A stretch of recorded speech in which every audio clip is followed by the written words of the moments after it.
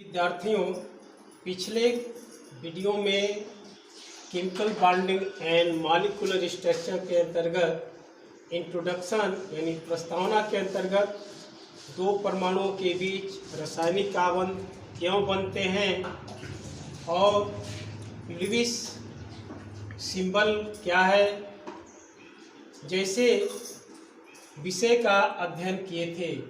आज की वीडियो में हम संयोजकता शब्द को परिभाषित करेंगे और संयोजकता के संबंध में जो सबसे पहले 1808 ईस्वी में जॉन डाल्टन ने जो मत दिया था उनके अनुसार परमाणु संयोग करके यौगिक परमाणु बनाते हैं और 1812 ईस्वी में बर्जीलियस ने यह मत दिया कि यौगिक में परमाणु धनावेशित और ऋणावेशित रूप में उपस्थित होते हैं।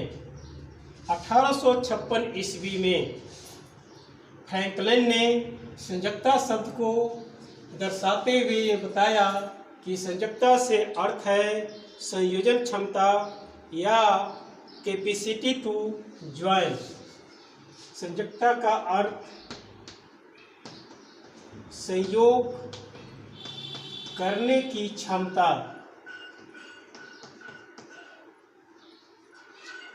से है। कैपेसिटी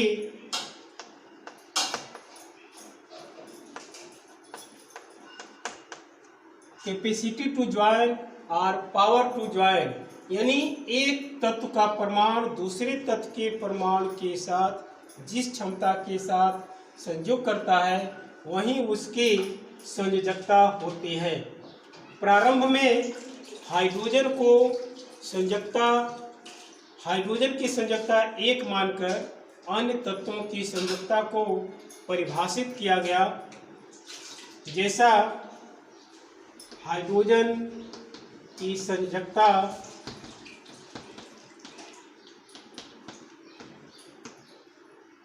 को एक मानकर अन्य तत्वों की संयोजकता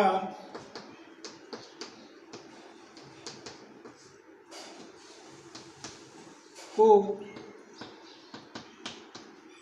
दर्शाया गया। इसके अनुसार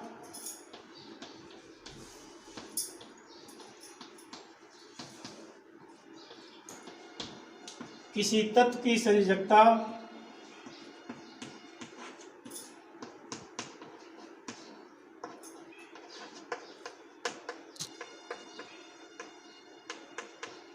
हाइड्रोजन परमाणुओं की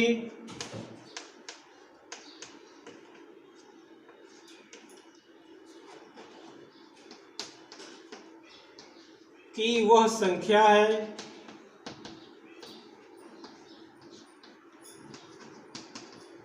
जो उस तत्व के एक परमाणु से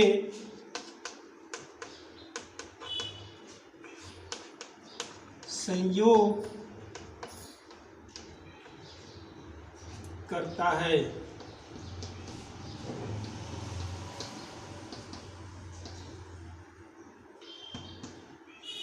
जैसा कि हाइड्रोजन यदि क्लोरीन के साथ संयोग करता है तो HCl और हाइड्रोजन का एक परमाणु क्लोरीन के एक परमाणु से संयुक्त है, इसलिए क्लोरीन की संयोजकता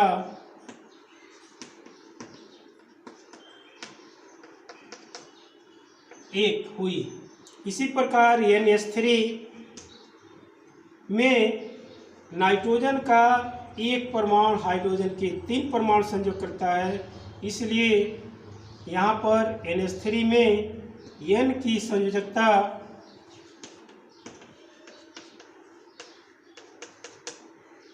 तीन होती है। ऐसे तत्व के परमाणु जो हाइड्रोजन के साथ यौगिक नहीं बनाते, यदि ऑक्सीजन के साथ संयोग करते हैं तो वहाँ पर संयोजकता की परिभाषा इस रूप में दिया जाता है। ऑक्सीजन के सापेक्ष या ऑक्सीजन के साथ किसी तत्व की संयोजकता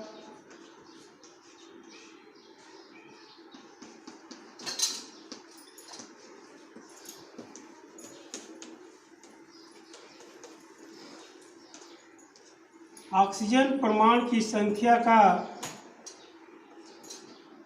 ऑक्सीजन परमाणु की संख्या का 2 गुना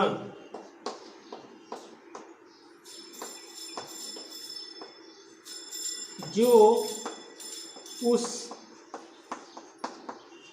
तत्व के एक परमाणु से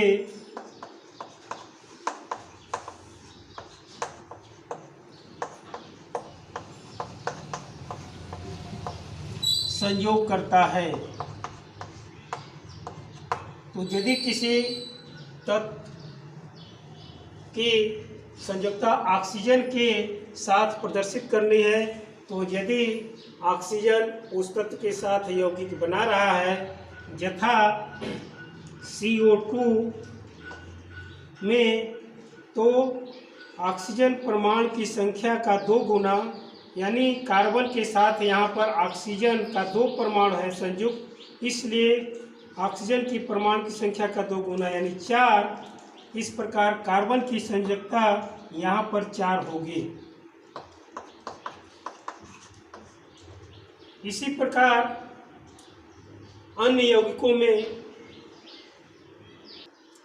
इसी प्रकार N2O5 Al2O3 में क्रमशः नाइट्रोजन और एल्युमिनियम की संयोजकताएं क्रमशः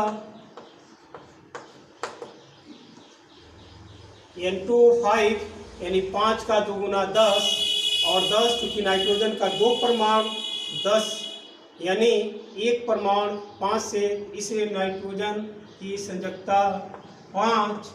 और Al2O3 एल्युमिनियम का 2 परमाणु 3 ऑक्सीजन से जुड़ा है, यानी 3 दूनी 6, 2 परमाणु से, एल्युमिनियम के 1 परमाणु से ऑक्सीजन का 3 होगा, और इस तरह से एल्युमिनियम की संयोजकता 3 हुई। दूसरे शब्दों में यदि किसी यौगिक का सूत्र दिया है, तो इस रूप में यदि ये सूत्र है, तो यहाँ पर जो संख्या आती है A, B, तो A और B क्रमशः B और A की संयोजकताएं होती हैं। में A और B क्रमशः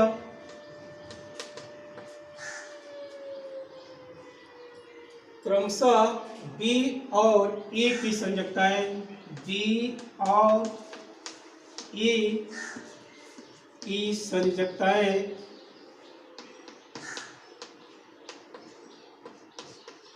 होती है। इसी प्रकार यदि देखें MgCl2 में, तो चूंकि Mg की संयोजकता यहाँ पर आती है, यानी इस तिर्यक रूप में यदि हम ग्रहण करें, तो इस रूप में और इस रूप में कह सकते हैं कि A, B और B, A, तो A की संयोजकता यहाँ पर A के दाहिने साइड में नीचे और B के दाहिने साइड में नीचे आ जाता है। और इस तरह से यदि यहाँ पर देखें तो मैग्नीशियम की संयोजकता 2 और Cl, चूंकि यहाँ पर 1 कोई संख्या नहीं दिखाई दे रही है और यहाँ पर 1 संख्या मानेंगे, इसलिए Cl की संयोजकता यहाँ पर 1 होगी। तो इस तरह से यदि यौगिक का सामान्य सूत्र है तो इस सामान्य सूत्र से भी उसमें उपस्थित तत्वों की परमाणुओं की संयोजकता का ज्ञान हम कर सकते हैं। इसके साथ एक और हम उदाहरण ले सकते हैं, जैसे ऊपर दिया हुआ है Al2O3। तो एल्युमिनियम में यदि एल्युमिनियम की संयोजकता 3 है और ऑक्सीजन की संयोजकता 2 है, तो ये 2 एल्युमिनियम के साथ आ जाएगा, यानी Al2 और ये 3 ऑक्सीजन के साथ O3। और इस सूत्र में जहाँ एल्युमिनियम की संयोजकता 3 है, उसी तरह से ऑक्सीजन की संयोजकता 2 होगी।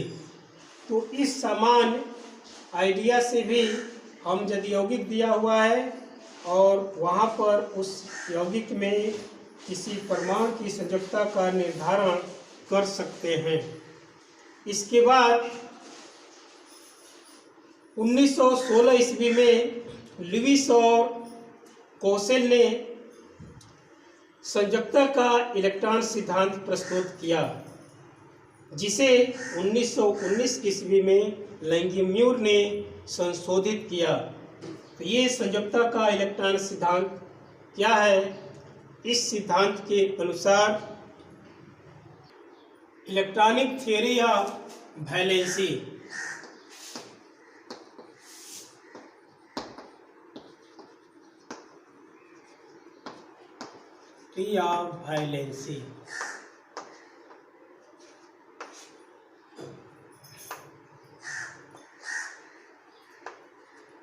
लुईस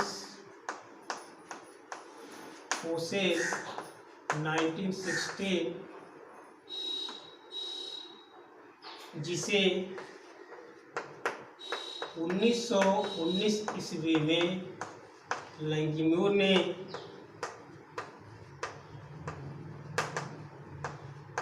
संशोधित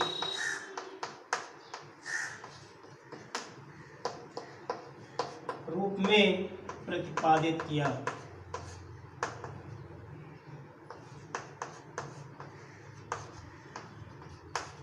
और इसे ही संयोजकता का इलेक्ट्रॉन सिद्धांत कहते हैं।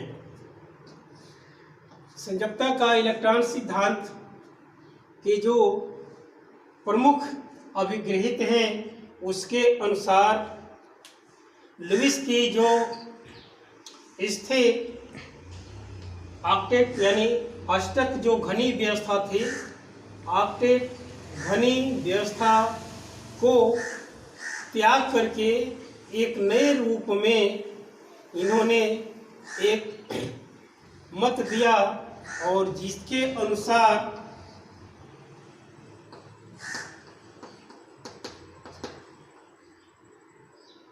प्रथम कि तत्वों की संयोजकता उसके इलेक्ट्रॉनिक विन्यास पर आधारित होती है तथा तत्व के इलेक्ट्रॉनिक विन्यास के बाहरी कोश में जो इलेक्ट्रॉन होते हैं उसे वैलेंस शेल और उस इलेक्ट्रॉन की संख्या को वैलेंस इलेक्ट्रॉन कहते हैं, संयोजकता इलेक्ट्रॉन कहते हैं।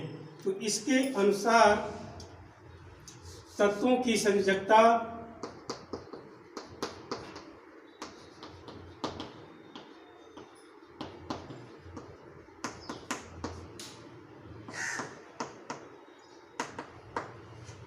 परमाणु के इलेक्ट्रॉनिक विन्यास पर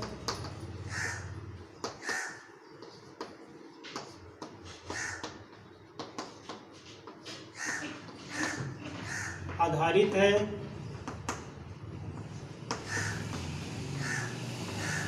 आधारित होती है तथा इलेक्ट्रॉनिक विन्यास में तथा अंतिम कोश में उपस्थित इलेक्ट्रॉन को वैलेंस इलेक्ट्रॉन,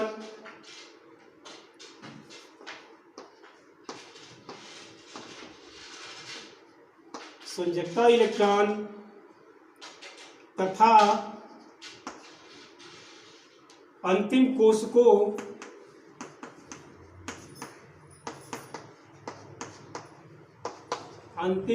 को संयोजकता कोश कहते हैं।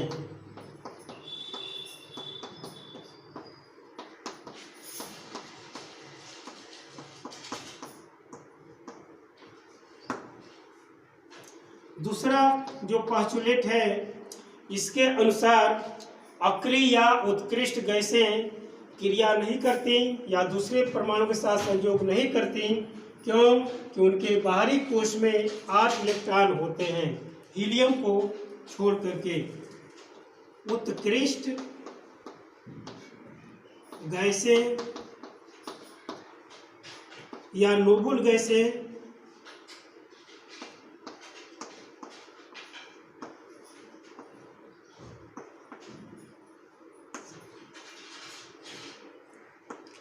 यौगिक या क्रिया नहीं करते,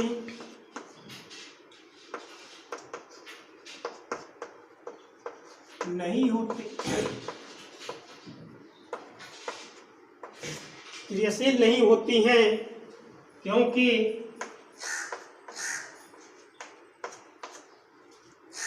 इनके बाहरी कोश में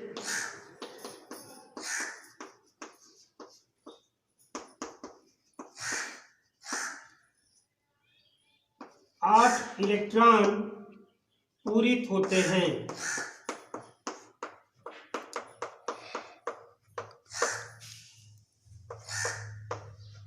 हीलियम को छोड़कर।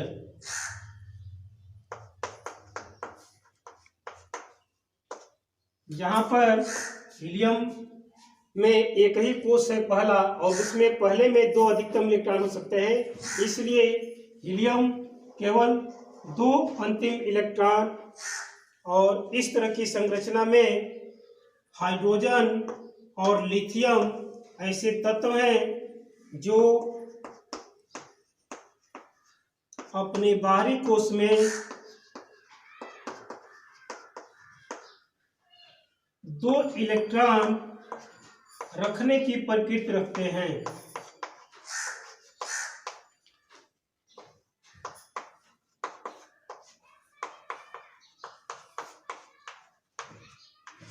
शेष जो तत्व हैं वे अपने बाहरी कोश में 8 इलेक्ट्रॉन पूरित करने की दृष्टि से या 8 इलेक्ट्रॉन पूरित करने की प्रवृत्ति रखने के कारण अन्य परमाणुओं के साथ संयोग करते हैं। तो जो अगला थर्ड है, जो तीसरा जो प्रमुख बिंदु है, इसके अनुसार जिन तत्वों के बारे जिन तत्वों के बाहरी कोश यानी वैलेंस कोश में 8 इलेक्ट्रॉन से कम इलेक्ट्रॉन होते हैं, बाहरी कोश में 8 इलेक्ट्रॉन से कम इलेक्ट्रॉन होते हैं, दूसरे परमाणु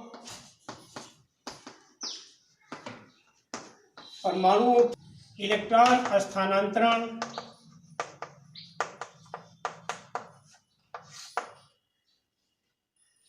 अथवा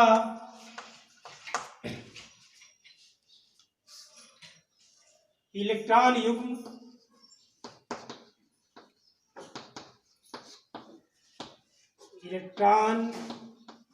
युग्म का साझेदारी द्वारा, इलेक्ट्रॉन युग्म का सहभाजन द्वारा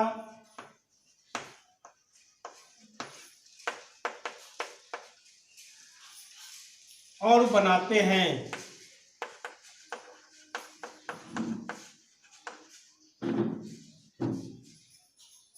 तथा इलेक्ट्रॉन युग्म में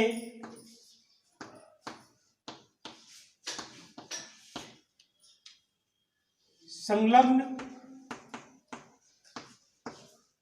परमाणु एक एक इलेक्ट्रॉन सहभाजित होता है, सहभागी होता है।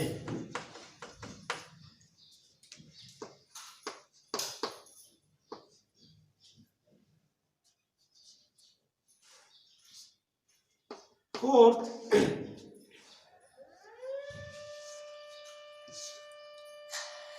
एक परमाणु दूसरे परमाणु के साथ संयोग करने की स्थिति में जितने इलेक्ट्रॉनों का एक परमाणु दूसरे परमाणु के साथ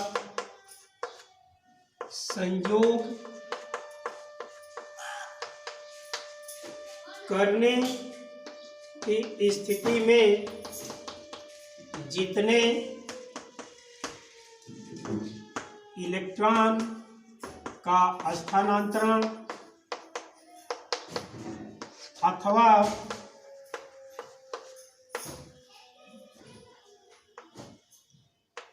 इलेक्ट्रॉन का साझा यानी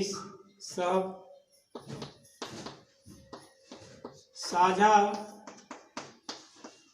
करता है, वहीं उनकी संयोजकता होती है। इलेक्ट्रॉन का स्थानांतरण अथवा सहभाजन के आधार पर इलेक्ट्रॉन के स्थानांतरण सहभाजन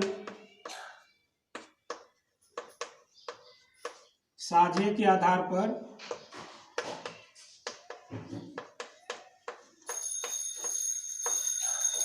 संयोजकता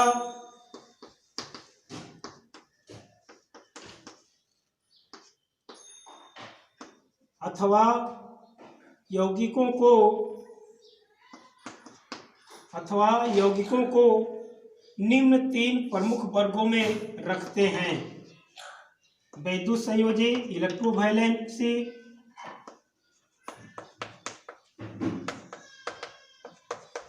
संयोजकता। दूसरा सहसंयोजकता सहभाजन के आधार पर।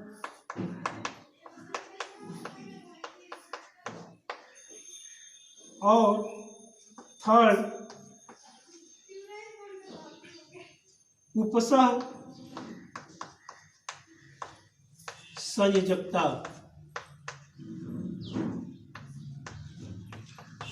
और इस प्रकार तीन तरह के यौगिक वैद्युत संयोजक यौगिक, सहसंयोजक यौगिक और उपसह संयोजक यौगिक बनते हैं, जिनका अध्ययन हम अगले वीडियो में करेंगे। तो आज के वीडियो में प्रमुख रूप से संयोजकता क्या है और संयोजकता का इलेक्ट्रॉनिक सिद्धांत क्या है पर हम संक्षिप्त अध्ययन किए। आप इसे समझेंगे और अभ्यास में लेंगे।